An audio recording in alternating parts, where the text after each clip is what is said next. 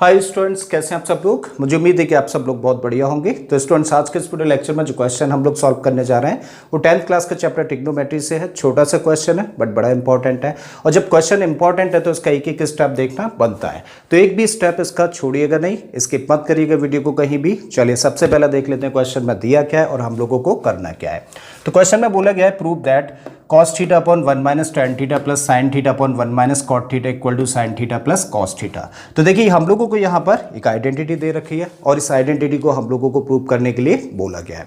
तो जब भी कभी क्वेश्चन में हम लोगों को आइडेंटिटी दे दी जाए और उसको प्रूव करने के लिए बोला जाए तो हम लोग क्या करते हैं, आमतौर पर हम लोग एक साइड को लेकर चलते हैं, उसको सिंप्लीफाई करते हैं और सिंप्लीफाई करते हुए हम लोग दूसरी साइड लेकर आ जाते हैं और आइडेंटिटी इस तरीके से प्रूव हो जाती है। ठीक है, अब क्वेश्चन ये उठता है कि हम लोग कौन सी साइड को लेकर चले। हम उस साइड को लेकर चलते हैं जिस साइड में करने के लिए स्कोप ज्यादा होता है। तो जब हम लोग इस आइडेंटिटी को देखें तो हम लोग देख पा रहे हैं कि लेफ्ट हैंड साइड में करने के लिए हमारे पास ज्यादा स्कोप है। तो अभी कौन सी साइड लेकर चलेंगे, लेफ्ट हैंड साइड। तो चलिए एक बार मेंशन करते हैं।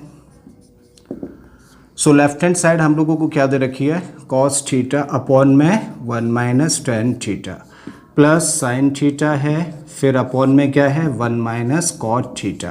तो ये है एक्सप्रेशन जो कि लेफ्ट हैंड साइड में हम लोगों को दे रखी है। अब क्या करना है, हम लोगों को इसको सिंप्लीफाई करना है और सिंप्लीफाई करते हुए हम लोगों को राइट हैंड साइड लेकर आ जानी है। ठीक है, तो जब हम लोगों को सिंप्लीफाई करना होता है तो सिंप्लीफिकेशन का सबसे पहला रूल होता है take common if there is anything. क्या कुछ चीज़ कॉमन है दोनों टर्म्स में, नहीं है। फिर उसके बाद में अगर कोई ट्रिग्नोमेट्रिक आइडेंटिटी लगती हुई देख पा रहे हैं तो डायरेक्टली लगा दीजिए। क्या कोई ट्रिग्नोमेट्रिक आइडेंटिटी लग रही है, नहीं लग रही। फिर उसके बाद देखते हैं कोई अलजेब्रिक आइडेंटिटी लगती हुई दिख रही है तो लगाइए। तो कोई ट्रिग्नोमेट्रिक या अलजेब्रिक आइडेंटिटी लग रही है, नहीं लग रही है। जब इन तीनों में से कुछ भी ना हो तो क्या करिए, क्वेश्चन में जितने भी टर्म्स है ना, जितने भी ट्रिग्नोमेट्रिक रेशियोज हैं, उन सबको साइन और कॉस के टर्म्स में चेंज कर दीजिए। तो चले कर देते हैं। Cos theta as it is हम लोगों ने लिखा, अपॉन में क्या है 1 रखिए माइनस। अब इस tan थीटा को हम लोग क्या लिख सकते हैं, इसको लिख सकते हैं sin theta upon cos theta, plus का साइन है लगा दिया। sin थीटा हम लोगों ने देखिए एज इट इज लिखा, अपॉन में क्या है 1 माइनस cot थीटा, तो 1 तो एज इट इज लिखा। और इस cot थीटा की जगह पे क्या रख सकते हैं, यहाँ पे हम लोग रख सकते हैं cos theta upon sin theta. ठीक है, अब हम लोग क्या करेंगे, देखिए इसको फर्दर सिंप्लीफाई तब तक नहीं कर सकते हैं जब तक कि हम लोग इन दोनों डिनोमिनेटर्स को सिंप्लीफाई ना कर लें। तो सबसे पहला काम क्या करना है, अब हम लोगों को इन डिनोमिनेटर्स को सिंप्लीफाई करना है। तो चलिए cos थीटा तो एज इट इज रखा हम लोगों ने, अपॉन लगा दीजिए। और यहाँ पे एक नंबर है और एक फ्रैक्शन है, और एक नंबर और फ्रैक्शन को कैसे सिंप्लीफाई किया जाता है, फ्रैक्शन के डिनोमिनेटर का मल्टीप्लाई नंबर में करके। तो cos थीटा का मल्टीप्लाई करेंगे 1 में तो क्या मिलेगा, cos थीटा, फिर माइनस का साइन है रखो, और यहाँ पे क्या है sin थीटा, और अपॉन में क्या आ जाएगा, यही डिनोमिनेटर यानी कि cos थीटा, प्लस का साइन है लगाइए। यहाँ पर क्या लिखा हुआ है sin थीटा, तो एज इट इज इसको लिखिए। फिर से देखें तो एक नंबर है और एक फ्रैक्शन है, सिंप्लीफाई करना है तो क्या करेंगे, फ्रैक्शन के डिनोमिनेटर का मल्टीप्लाई नंबर में, मतलब sin थीटा का मल्टीप्लाई 1 में करोगे तो क्या मिलेगा sin थीटा। ठीक है, तो रखिए sin थीटा, माइनस का साइन है लगाइए, और इसका न्यूमरेटर क्या है cos थीटा, और अपॉन में क्या मिलेगा हम लोगों को sin थीटा। बात यहाँ तक समझ आती है। अब हम लोगों के सामने जो फॉर्म निकल के आ रही है उसको थोड़ा सा हम लोग समझते हैं। देखिए कभी भी जब a अपॉन बी को हम लोग डिवाइड करें c अपॉन डी से, मतलब एक फ्रैक्शन को जब हम लोग दूसरे फ्रैक्शन से डिवाइड करते हैं तो बेसिकली क्या होता है, ये d जाता है a के पास में और ये b आता है c के पास में। और कभी जब b मिसिंग हो तो आने जाने का काम कौन करेगा, सिर्फ d करेगा। तो यही सिचुएशन देखिए हम लोग यहाँ पे देख पा रहे हैं। यहाँ पे क्या एक नंबर है और नीचे क्या है, फ्रैक्शन है। ठीक है, इसका मतलब इसका डिनोमिनेटर नहीं है, तो हम लोग क्या करेंगे, इस cos थीटा को ऊपर भेजेंगे और यहाँ से sin थीटा को ऊपर भेजेंगे मल्टीप्लाई कर होने के लिए। ठीक है, तो cos थीटा का मल्टीप्लाई जब cos थीटा में करेंगे तो क्या मिलेगा हम लोगों को, तब मिलेगा cos स्क्वायर थीटा, और अपॉन में तब क्या रहेगा cos theta minus sin theta, as it is लिख देते हैं cos theta minus sin theta. ठीक है, प्लस का साइन है लगा देते हैं। अब sin थीटा का मल्टीप्लाई sin थीटा में होगा तो क्या हो जाएगा, sin स्क्वायर थीटा रखिए भाई यहाँ पे। तो यहाँ लिखा आपने sin स्क्वायर थीटा, और अपॉन में क्या मिलेगा हम लोगों को sin theta minus cos theta, as it is लेके चलिए sine theta minus cos theta. अब देखिए हमारे सामने फिर से दो फ्रैक्शंस तैयार हैं और अब हम लोगों को इन दो फ्रैक्शंस को सिंप्लीफाई करना है, तो ऑब्वियसली एलसीएम लेना पड़ेगा, ठीक है। और जब एलसीएम लेना पड़ेगा तो हम लोग देख पा रहे हैं कि यहाँ इस फ्रैक्शन का डिनोमिनेटर क्या है, cos theta minus sign theta, और यहाँ पर sign theta minus cos theta. मतलब दोनों ही डिनोमिनेटर्स में हम लोग क्या नोट कर रहे हैं कि जो टर्म्स है वो सेम है, सिर्फ फर्क किस बात का है, इन दोनों के साइन का फर्क है।